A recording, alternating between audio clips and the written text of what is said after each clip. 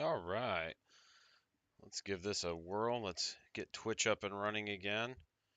It's a rare Saturday afternoon stream. Yay. We got that going. I got to fix this too. Boop. Edit settings. There we go. Save. And, well, it says I'm live. So that's neat. I always check everything. I know it's been a while for streams. I haven't been the most on it. Goose. All right, now we got to make sure Twitch is going, and then we'll get started. It looks like Twitch is going. Is my audio working? Ooh, I got to take that screen off. That's a super old one. I've gotten a new logo since then. Why are you saying I'm live, but then saying I'm offline? You goose. Twitch. Live. There we go.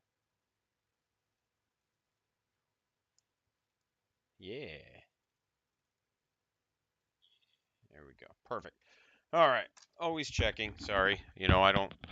I don't like to just assume everything's working. You know what they say about assuming. Today, we're going to start something new. We're going to do a kind of episodic podcast. We're going to dig into some of the different factions in Fallout Wasteland Warfare. We're going to talk about their strengths, their weaknesses. We're probably going to dive into the individual models and units. If you were here for my 40K content, give me a second. I'm just pulling up some of the cards. If you were here for my 40K content, this is going to be very similar to the faction focuses that I would do in 40K with the orcs and the Drukhari and stuff like that. You know, some things I want to say off rip so everybody knows where I'm coming from. I am going to be speaking on the battle mode perspective, and that's really for a couple of reasons. I understand a lot of people probably don't play battle mode, and I'm not here to tell you you should or shouldn't, but battle mode provides a lot more structure to the game and a little bit more in the way of rules for balance as opposed to flavor. And that doesn't mean you couldn't play a flavorful game with battle mode. Like when we play our campaigns and stuff, we use battle mode. We don't actually use the free for all kind of system that is presented in the core rules. And we do that for a lot of reasons. One, like I said, balance. A lot of us come from a very competitive tournament based background where we went to a lot of 40K tournaments and stuff like that. And so we prefer as a group the feel and structure of things like battle mode because it's less work for us if something's like inherently jank or not very well balanced. It's less work if something like battle mode exists for us to go, well, we'll just use the battle mode rules. Um, and again, if you don't use them, awesome. I don't expect, just like when I did the 40K videos, like I'm not gonna sit here and tell you how you should play. I will explain rules and I will explain to you how they work and I'll try to break them down, but I'm not gonna tell you how to use your models. If you want to play without the battle mode rules, knock yourselves out. Like they exist. If you like them, awesome. If you don't, awesome. Throw a test in the chat here. Make sure, hey, it's even coming up on the screen. Hell yeah. Should have done that earlier. But this is actually going to go up on the podcast as well, which will be on Spotify. I do try to get all my videos on Spotify.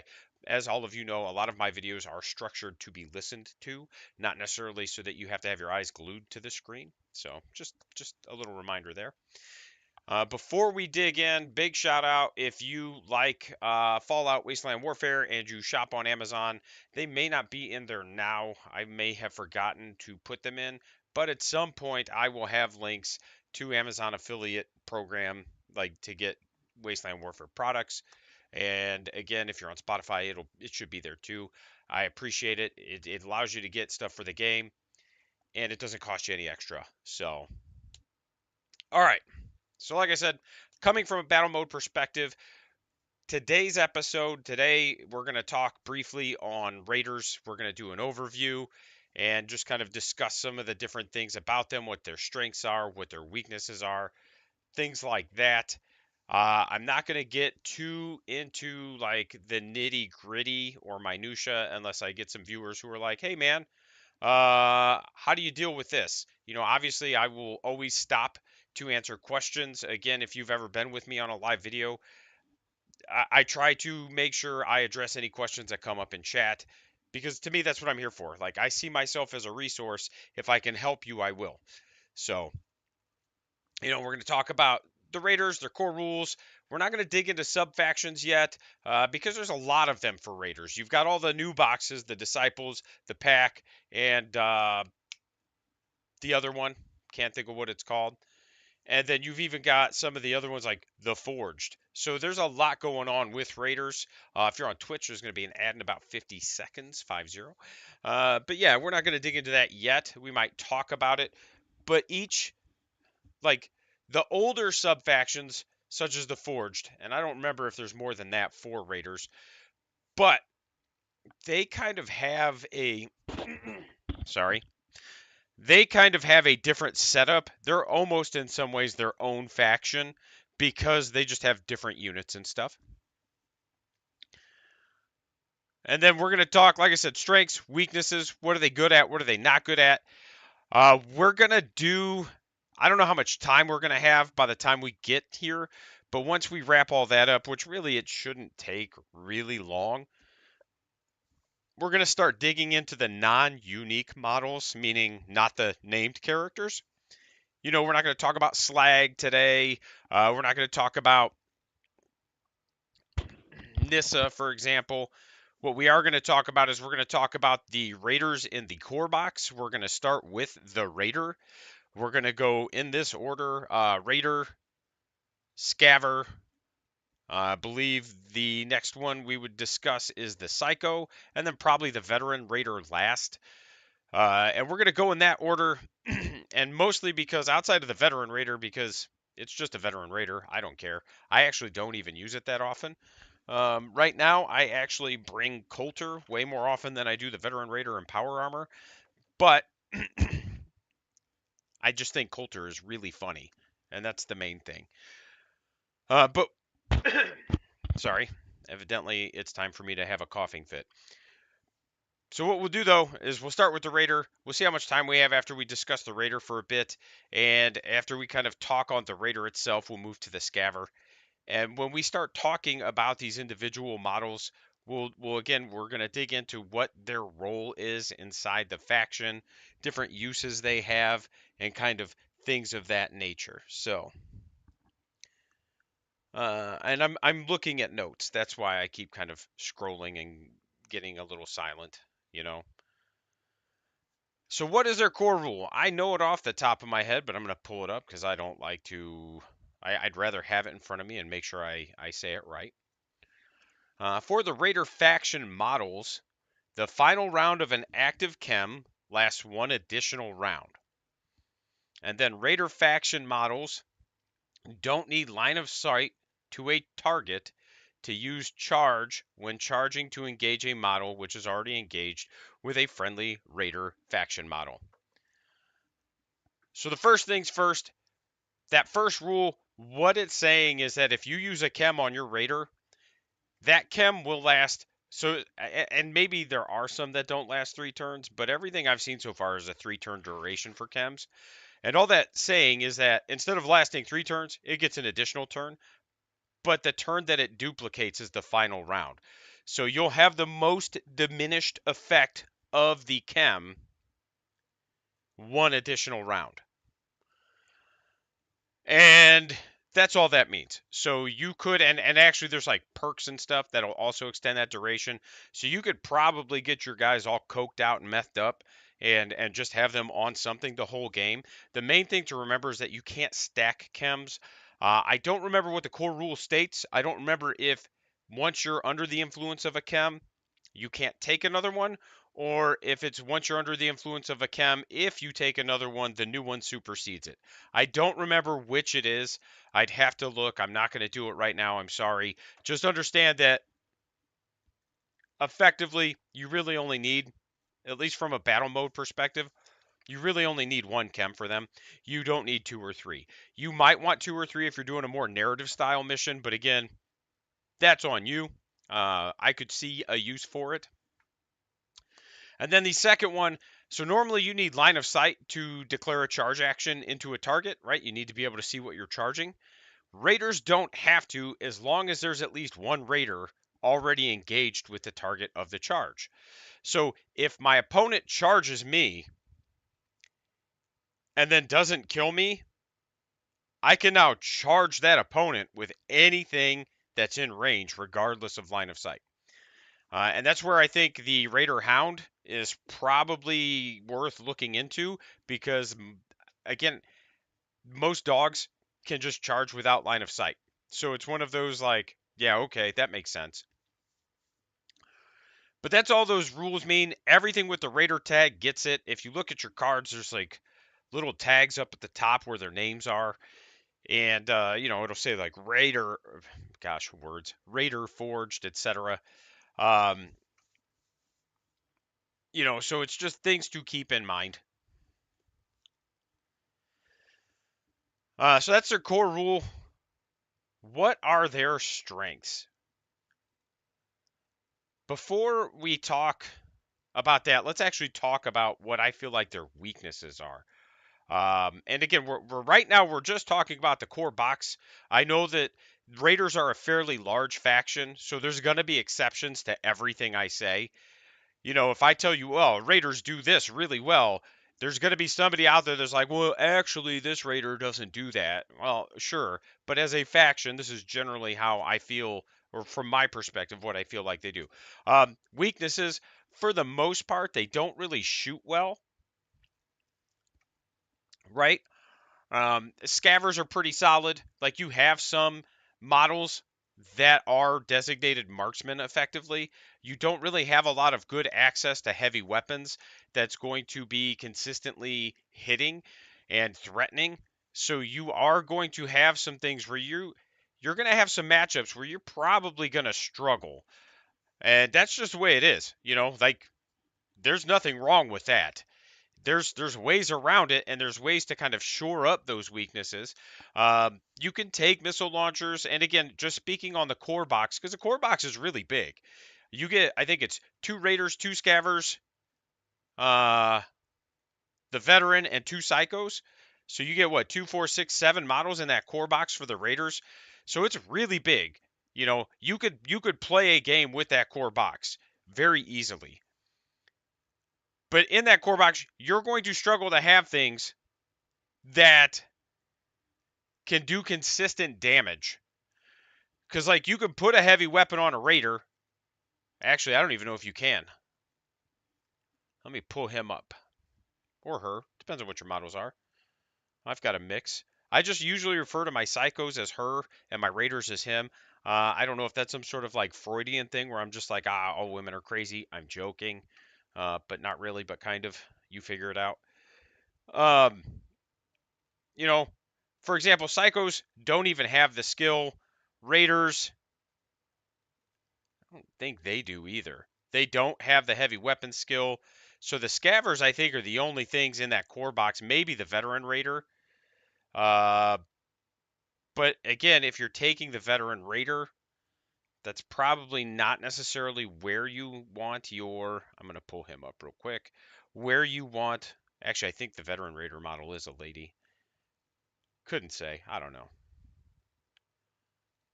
That's probably not where you want your heavy weapon, is what I'm trying to get at, though. Show unit card. I mean, arguably, maybe it's strength 6, and then if you put it in the power armor. But to me, a heavy weapons platform with power armor is just kind of a waste. You've got this high strength model with a lot of hit points and very good armor, and especially in a raider army, um, where like the raider in power armor, she's still agility 7, so she's still smacking really hard. So it's like, to me, it's almost a waste, because to me, and we'll get into the strengths, but like something in power armor in this faction specifically, you want up in the front lines bonking. In the words of old TK, you want to be bashing butts and mixing guts.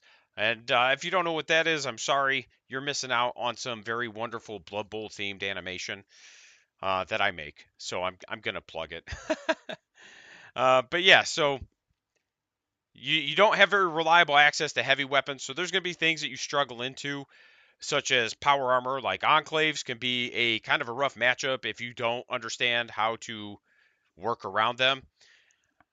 Uh, Obviously Brotherhood if they're bringing a lot of power. Anything that's got just like ass tons of armor or strong armor is gonna feel like a really bad matchup for you, where you have to focus more on scoring your points as opposed to removal. Super mutants is a tough matchup. I actually just played in our campaign against super mutant player.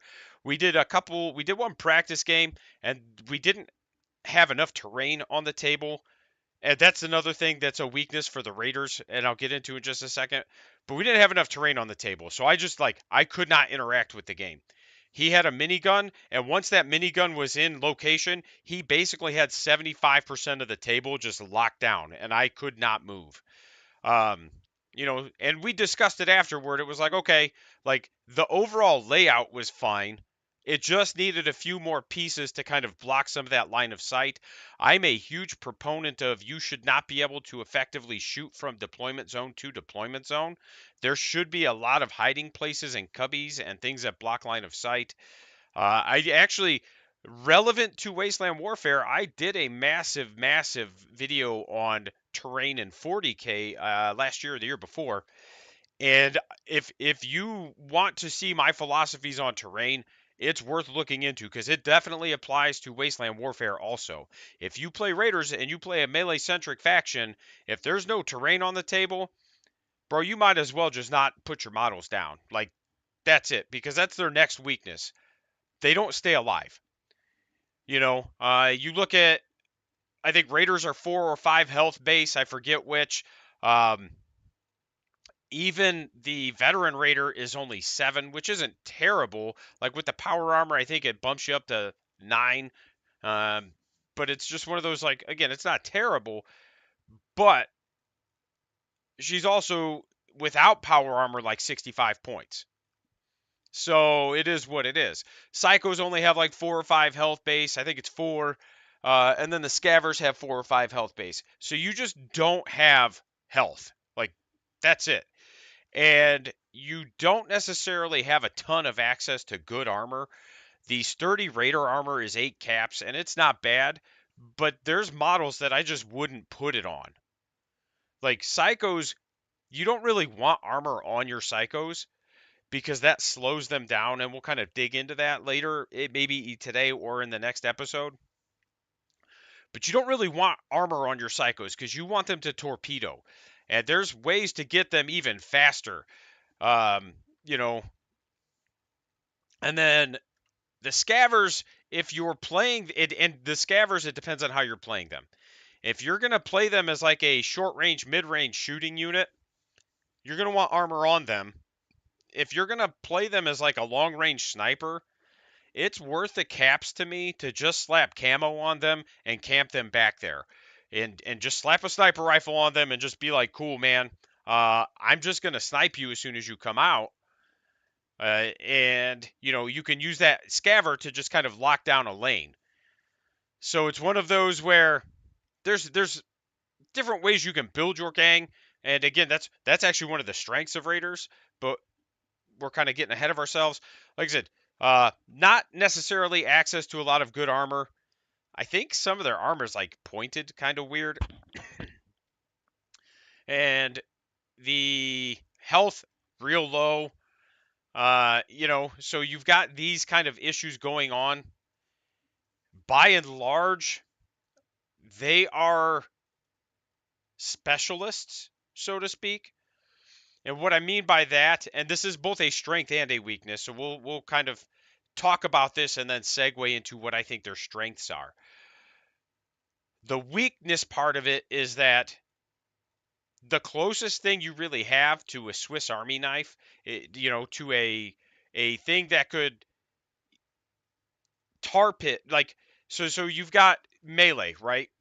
In melee you've got like video game mechanic conceptions, like you've got glass cannon, all these other things. Raiders to me are a glass cannon army. There's almost no point to putting armor on a lot of the stuff because they only have 4 health. I'm just going to torpedo shit into you. I'm going to do as much damage as I can while I can. And then I'm just going to accept that if I don't remove you, you're removing me.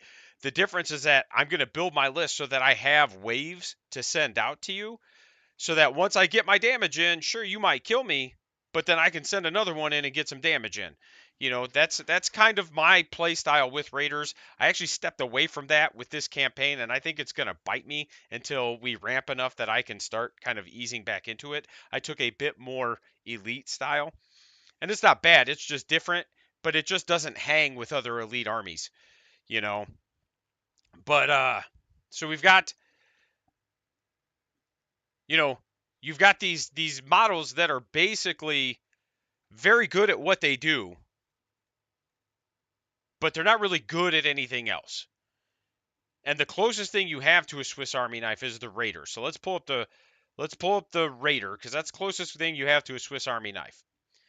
So the Raider, strength 3. So we're not putting any heavy weapons on it. It doesn't have the heavy weapon skill. Perception 4, which means you have, I believe it's a roughly 40% hit rate base. That doesn't include guns, cover, etc., or cover or penalties or anything. It's just 40% because it's a D20, and I want to say the conversion on that is 40. Rifles, pistols, 40% chance to hit. Your little search icon skill, 40% chance to hit. 4 health.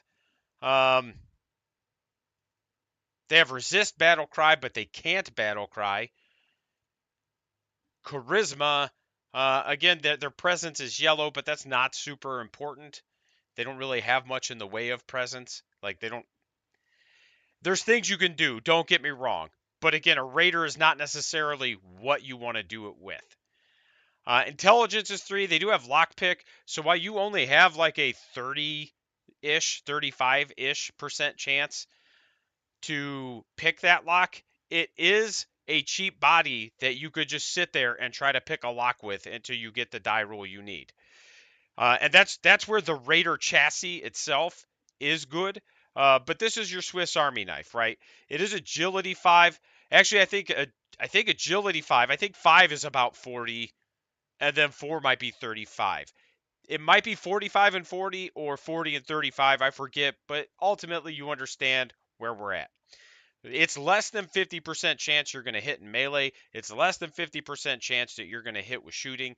It's semi-reliable if you put things with a green die on them, like the dog tag fist, because then you at least have that chance to get like a -1 or -2 to make you more accurate. So that's the Raider right there. They're real cheap base. They're 36 points. Like, that's the closest thing. We'll dig into them a little bit deeper in a minute. But that's the closest thing to a Swiss Army knife you have. But if you polish a turd, it's still a turd. It's just cheap bodies. The Scaver is going to be your marksman, your dedicated shooter. And the Scavers are actually pretty heckin' good. They have 5 health. Sorry, the Scavers do. And actually, let me pull up that dice chart real quick. I had a dice chart. Fallout, Wasteland, Warfare, dice chart. Because, people make conversion charts so I can look up percentages. Because this is who I am. You know, this is who it is. Sorry. This is the me you get, guys. It's the only me I have. So we're talking about hitting on what now? What? No, I won't do that. Sevens. So hitting on sevens, that's a 13. So 1, 2, 3. That's what 7 times 5 is 35. So that's a 65% chance to hit base. That's without any kind of like modifiers or dice. So again, that's going to give you very reliable shooting. Does have the heavy weapon skill, but is strength 4, which is going to hit on 8s. 8 times 5 is 40, so that's 40% chance to hit. So 5s is 45. So yeah, like you could take a missile launcher and put it on him, and then like if it misses, it could still scatter and hit something. But I just personally think, eh, I guess, there's the theory that having it and being like if I have it, at least it's there. I know there are people who think, having a missile launcher is better than not having a missile launcher. And that is a fine philosophy. My perspective on it is, Brian, I'd rather just bring something that's going to consistently do a thing than bring something that's not. And for example, in my game yesterday against the Super Mutant player, we did our second game, and our second game was the campaign game. And it was a much closer game. He ended up beating me by, I think, 2 or 3 points. I did get effectively tabled, but I was able to interact with the game. I was able to score points.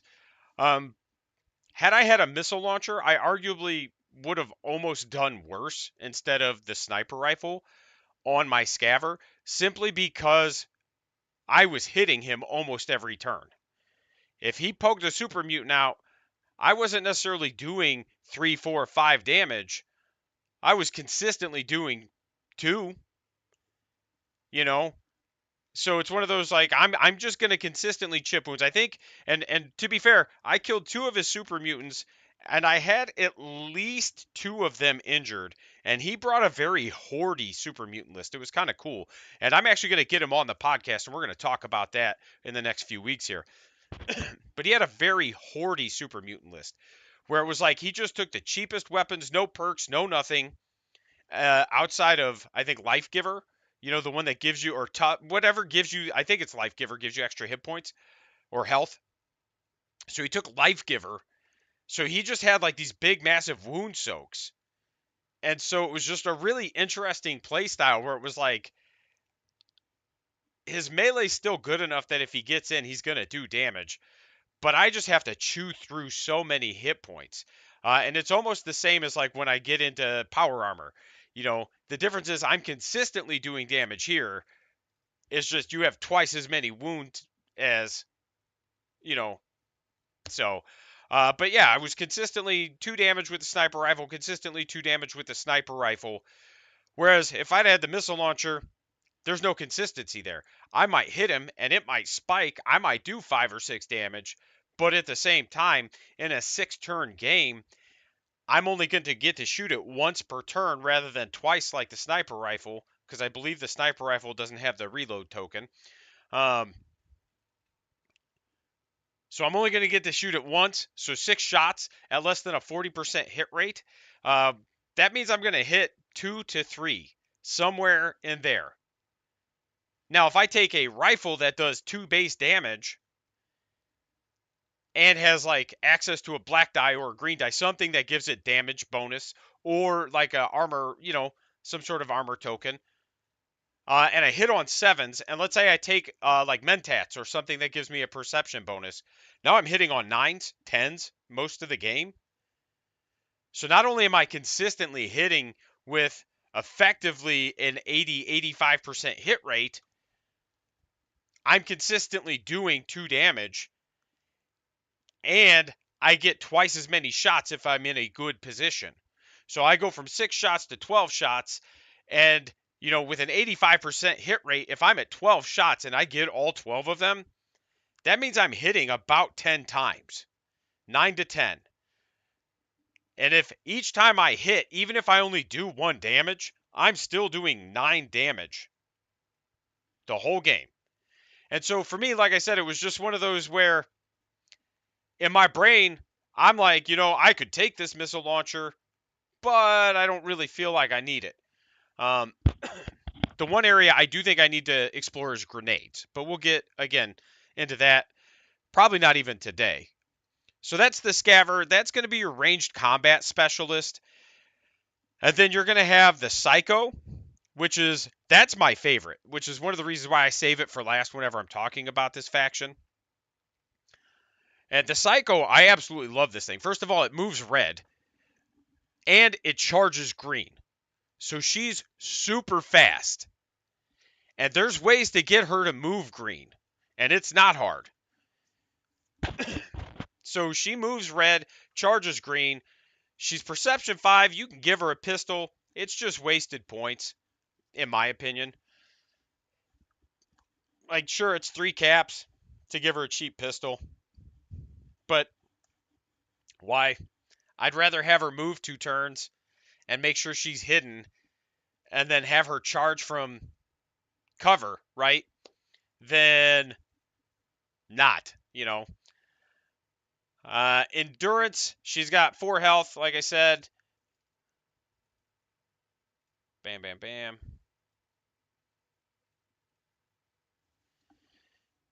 And then agility 7, so she's just kind of like the smacky version of the Scaver. She doesn't really have any skills. Like she's a torpedo. She does one thing and one thing only. When she has light armor equipped, or if her armor totals are 2 or more, no, that's right. It's if any light armor or clothing, if any armor or clothing, we'll get there, I promise. If any armor or clothing are equipped, her move and her charge, because it says movements plural, her move and charge are 1 color shorter. Why the hell would I give her armor? Like, there's literally no reason. And then Urban, she automatically succeeds the first climb test during a climb. So, and she can't wear power armor. Oh well, you know. It's one of those where I love her. She's phenomenal. It's not a very expensive model that has a very high damage potential with a very high movement. But again, if you know me, I come from a Drukari background in 40k. I do also play orcs, or did when I played 40k. But Drukari, like this is just the Drukari of Wasteland Warfare, where it's like if I'm caught out in the open, I'm dead, and that's okay. But if I get there, you're probably dead. You know, so it's one of those where that's the way I look at it. Like, and that's why, like I said, if you play Raiders, you gotta have terrain on the table because you have things like psychos who they can't really wear armor. So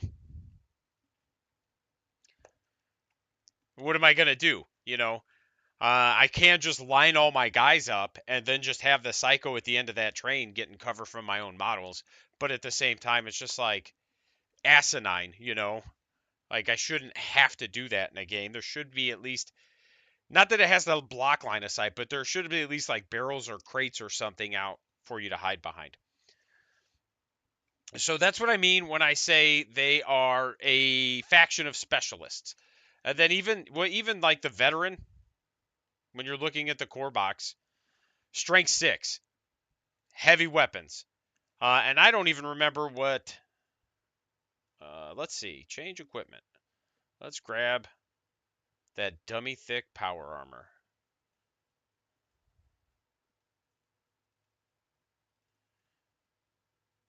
Power armor frame. Raiders. Power armor. Here we go. It would set you to strength 8. So you could put like a heavy weapon on there, but that's all I wanted to double check. But even she's not like crazy. Like strength 6, agility 7, perception 4. So she could take a heavy weapon and a melee weapon if you want her to be efficient, but there's not really a whole lot of reason to give her a pistol or a rifle. Man, I should have grabbed some water.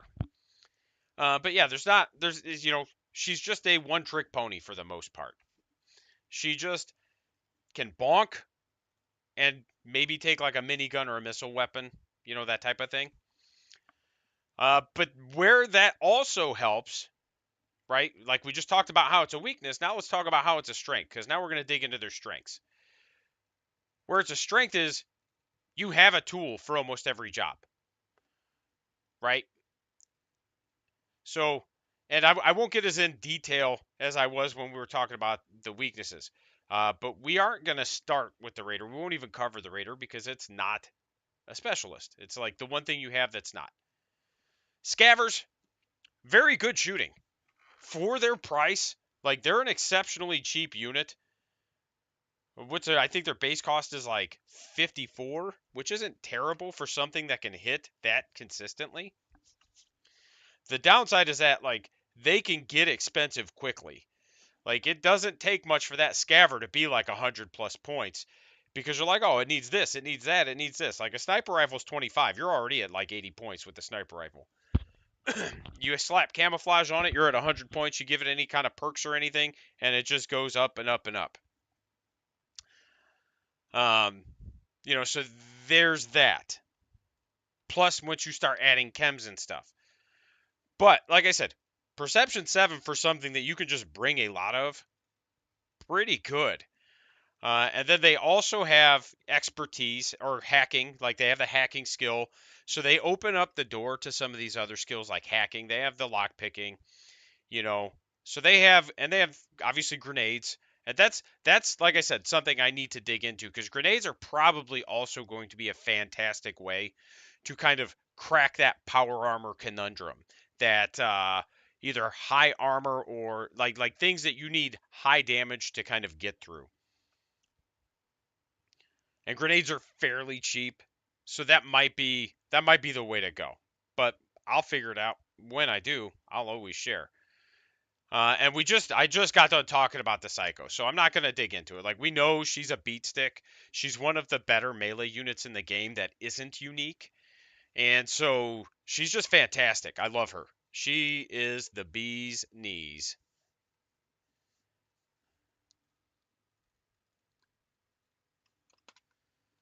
This says I have a message. Let me blow this up real quick so I can see it. Oh, okay. And that's on your screen too. But I can't wear my glasses when I'm doing this because they reflect really bad. So I can't, I couldn't read that. I had to get my old man goggles out.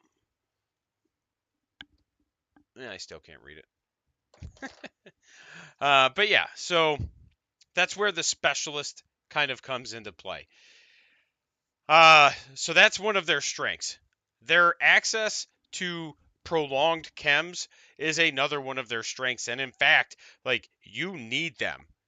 This is a gang that, yes, you get bonuses for using them because they last a little longer, but really, they don't function well without them.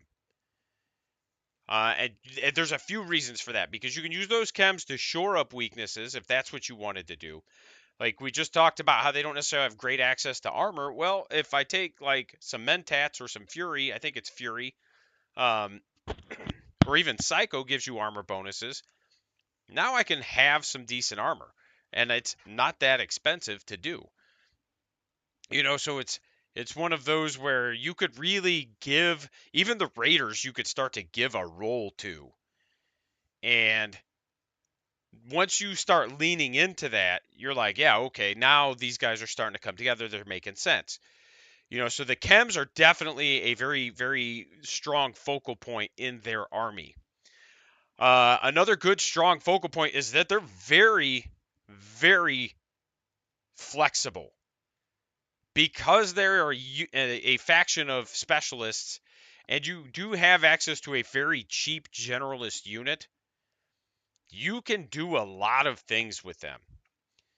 Do you want to play a hyper fast, hyper aggressive, melee centric type of game? Load up on Psychos. Do you want to play a much more stationary, static, gunline style game? Load up on Scavers. I don't ever play that way with me. Man, like to me that is the most boring is when people just sit there and shoot and there's no actual movement and interacting. That's again just a personal preference. That's why I play the factions that I do. Because like even if you're playing shooting, I'm here to play a game with you. I'm going to come play the game with you. That's always been my perspective on it. So, and then if you just want a bunch of dudes that aren't really good at anything, you can just take Raiders. There's just nothing wrong with that.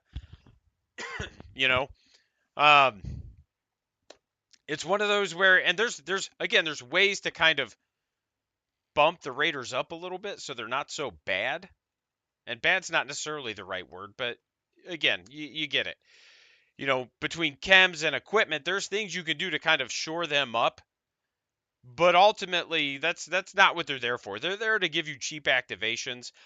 Don't be like me in this campaign where I was like, I'm gonna make this raider like Superman and give him all kinds of dumb shit, and then he doesn't do anything, and I'm like, oh, uh, probably shouldn't have done that, guy. But um, that's where their strengths are. You can build and kind of go into a variety of different play styles with them. You can, because their faction bonus isn't predicated on doing a specific thing, like NCR. NCR is if you have a reaction token, you can discard the reaction token to gain cover when targeted with a ranged attack. Don't get me wrong, it's a fantastic ability. But that means that the NCR is going to play a very slow style of game because they're banking those reaction tokens constantly to be able to. And then if something gets into combat, their faction bonus is basically poop. You know, so that's why, like, for the Raiders, you can do it basically any way you want to because their bonus doesn't necessarily lean into one play style or the other.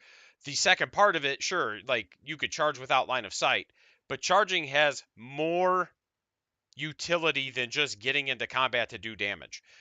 Charging also can, once you slide, you can get around and shut off somebody's ability to score an objective.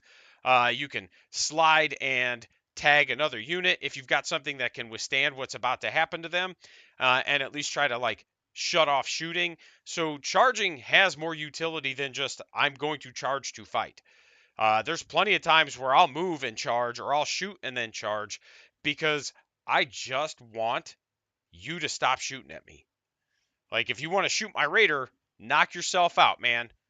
I just don't want you to shoot at my scaver or my psychos or whatever else I have. So, like, a lot of games, my raiders are just very lightly equipped and armored, and I'm just sending them in just so I can be like, cool, man, I don't care.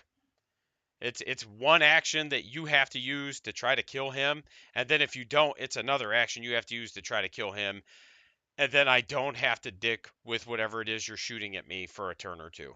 You know, so that's where, again, and that's another one of their strengths. They have access to really cheap bodies that you can bring a lot of, and there's a few factions. I think survivors, but survivors are one of those factions where they're kind of like raiders.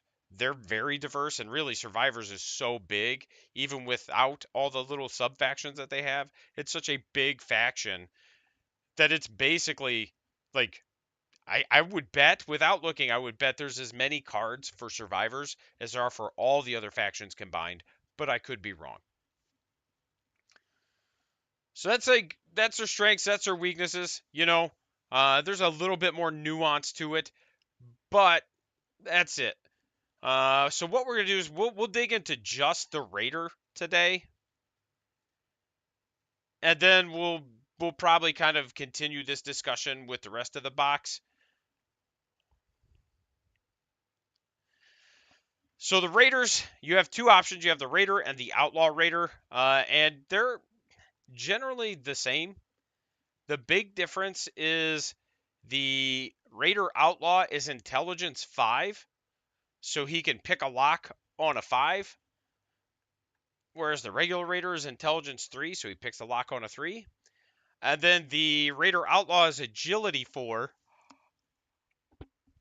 excuse me, as opposed to Agility 5. So, and then the regular Raider is actually 2 caps more. So for 2 caps more, you get 2 less intelligence and 1 more agility. And to me, this is where it comes down to what is it you want your Raiders to do. If you want them to be consistent damage dealers in any way, any kind of way, you spend the 2 caps to give them the extra agility. If you just want them as cheap bodies, just take the Outlaw. The extra intelligence will actually end up benefiting you. Plus, they have quick action expertise. So the extra intelligence will actually end up benefiting you. They both charge green, so it's one of those where they're going to get where they're going if they need to charge. And really, the Raiders are great for that first model charge, right? Like, move them up, then charge them, and then send everything else in that doesn't need line of sight now that your Raiders in there. So again, like I was testing something out, but normally what I'd put on a Raider is my favorite weapon for a regular Raider is the dog tag fist. I don't ever not give my Raiders. Let me pull it up. Library. Everything always gets a melee weapon when I play Raiders, except this Scaver maybe. But dog. No, sure you could.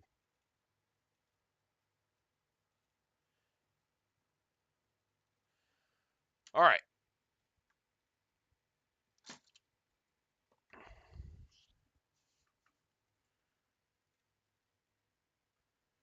But yeah, everything always gets some sort of melee weapon. I'm not going to just roll one green die. I'm not about that life. All right. So one of my favorites is the dog tag fist. It gets a yellow die base. It gets a green die base. If you roll a Nuka Cola bottle, you stun. And then if there's no armor roll, it does an additional damage. So it's damage one. And it's perfect. Perfect for sending into just like other people. You know, because not everybody's gonna have armor. Some some people will, some people won't. Uh, you know, and if you get into something like Institute, where like their Gen ones, I think have an armor rating of 1. If you manage to get an armor crack on that yellow die, there's no armor roll. Bam. So it's one of those. If you give him Psycho, he gets an additional black die for melee. So there's different things you can do there with the Raider specifically that while he's not going to be a consistent damage dealer, you can make it to where if that Raider hits, it can spike, and you can make it really cheap. And people, if it spikes once, people are going to be like, "Oh no, I did not like that." So sometimes deterrence is a good weapon. So I like the dog tag fist a lot, and that's generally what I bring. I will give him a dog tag fist, and then I will give him a pistol. I don't ever give them a rifle. Maybe I do. I don't know. I don't think I've historically given them a rifle. I think it's just been like a pipe pistol, like some really cheap one damage weapons. Um,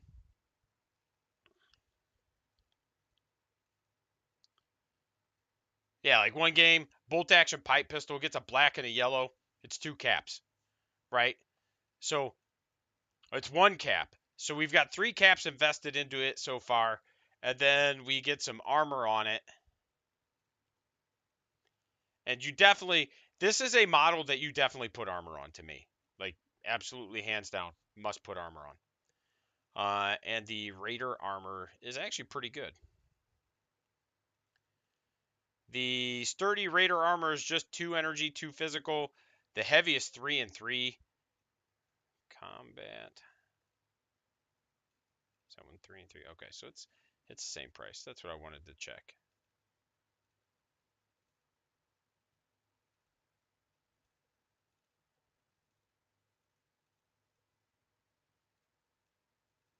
Oh, well, this is neat. I've never looked at the settings in this. Sorry. I can sort them by cost. Hot dang. I like that a lot. Okay. Sorry. It was like, I haven't played with the app as much as I really should have. So yeah, you definitely give them armor. 8 caps for the sturdy armor gives them an armor rating of 2 on physical and energy. And then, you've got chem options. So right now you've got 12 caps invested into this, and then you've got chem options. Fury is an option. And for the first turn, Fury gives you an additional 2 to your physical and energy, but it does lower your perception. So if you do give it Fury, you're gonna bonk. Like you need it to go bonk, and you need it to maybe go like get stuck in and just kind of hope to absorb some damage and not die. Like then you could kind of use them as a relatively cheap, almost tar pit. If you give him Fury, because for the first and second turns, you're getting a +2 to your armor values. And then you, for all 4 turns, because you're a Raider, you get a bonus damage die. But you're going to be -3 on your perception the first and second turn, and then -2 for the third and fourth. So it's one of those like you're going to be shooting and hitting on a 1 with the Fury. So if that's your plan, like you still give him a cheap pistol or a cheap rifle because there's no reason not to. But the Fury's only 8 caps. So at 8 caps, we've now got 20 caps worth of gear on a 34 cap model. So we're at 54 caps. 54 caps. You could bring, if all you brought was that, you could bring almost 10 of them to a 500 cap game. Now, obviously, you don't want to. But the other thing, Psycho is a good one. But I believe it's a bit more expensive. Yep, at 10 caps. But Psycho gives you +3 armor for turn 1 to all of your armor values. And then for turns 1 and 2, it gives you a bonus black die in melee. And then at turn 3 and 4, it still gives you +1 to all your armor values. So, again, Psycho, definitely worth the extra 2 caps. There's no perception penalty. So you could pop a Psycho, slam him into something with your sturdy combat or Raider armor, have a 5 armor rating for the first turn, hope you don't die. Like there's a lot of merit to that. And then the other one I thought of that would be pretty good, I believe, was Mentats. Because that gives you the bonus perception. No, it wasn't Mentats. I don't remember what it was now. God dang it. Dang it. Give me them drugs in the game. Is it Spark? No. Although Spark, and that's what's interesting too, though, is like Spark is actually not a terrible one either. Just because it gives you massive intelligence bonuses. So if you need him for like lock picking or something, you have that option. Medics, Overdrive. Nope. That might have been it. And I there's others that would do well, but I tried to keep them 10 or less when talking about it because again, we're talking about trying to keep him cheap. But my dumbass, when we did this campaign, my Raiders are like 70 points. Because I put mods on their weapons and all this other stuff, and I was like, man, I shouldn't have done that. Like, oh well. But yeah, like I said, I like the dog tag fist a lot. The baseball bat's pretty good. I always try to find weapons that integrate some sort of blue dye mechanic or at least some sort of like stun or bleed because usually they're not that much more expensive. And just the off chance that you get it, it's really good. Stun's fantastic. And it can save your life. You stun somebody, it can save your life. So again, as a raider, like you want to kind of look at those types of things for your models. Like, hey, I could take a laser musket, but I'll just spend the extra cax, the cac. I'm sorry. I'm really sorry. I'm a terrible human. But spend the extra caps to make it the kneecapper. And that's what I'm looking up right now. I don't know what the cap difference is. So let's find out. Let's find out together. So the laser musket is 13 and the kneecapper is 15. And the kneecapper gives you star to cripple a leg. And then the star has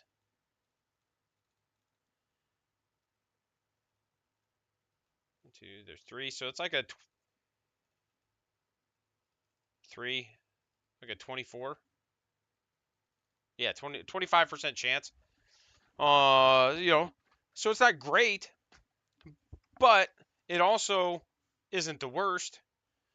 And then, so it's like for an extra cap or two, get the things that can stun your opponents, get the things that can burn your opponents, get the things that can do these types of interactions because you need things to help keep you alive. Like I said, uh, being able to stun your opponent going to help you. If you get in there and you've got a crippling tire iron or was it the cattle prod maybe? Yeah, the cattle prod. And again, I'm not saying you should take the cattle prod on a raider. I'm just using this as an example. The cattle prod stuns on a Nuka-Cola bottle. Like you've got a 50%, 60% chance of stunning somebody with the cattle prod when you hit them.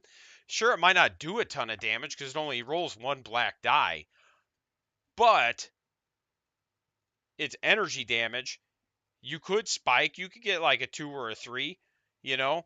And not to mention that the black die also has a Nuka Cola bottle. The green die has a Nuka Cola bottle. The blue die has a shitload of Nuka Cola bottles. So, just things to keep in mind. Um, Very much worth. If you've got about a 60% chance of stunning somebody, put that 7 cap weapon on somebody and go to town. Like it will help save your life. But yeah, so for the Raiders, like I said, my recommendation with just the regular actual Raiders, the not the faction, but the models, the Raiders and the Raider Outlaws, keep them cheap. Um, Use the chems to kind of shore up what it is you need them to do. If you want them to do damage, have them do damage. Uh, take the chems that will support that. If you want them to soak damage, take the chems to help them support that. You know, I don't know how much Life Giver is as a perk. Let's find out together. And then once we find that out, we'll probably be calling it because this is about an hour and that's about where I wanted to be. Library. Perks. Life. 7 caps gives you an extra health. Probably not worth on the Raider itself. I believe you can stack that though. I believe Life Giver's one you could just like take multiple times. But again, we're talking about like at that point you're adding 20 caps to make him seven health. Wow, like to me that's not worth. You could almost get a whole extra Raider for that. So it's just things to keep in mind. With that, I don't know if this helped you guys and gals or not. Let me know in the comments. And if you're on Spotify, just reach out somehow. Let me know. But I'm going to continue doing this. Look for weekly episodes ish. Just depends because kids are on summer break. And then, like I said, I'm going to be working some of the other players that play some of the other factions locally and saying, like, having them come on and we can talk about what they've found that works and doesn't work. And again, just remember, we're coming from a battle mode perspective. And in no way am I trying to tell you you're not playing the game right. Like, the bottom line is just make sure you're enjoying it first. So, thanks a lot. Have a good one.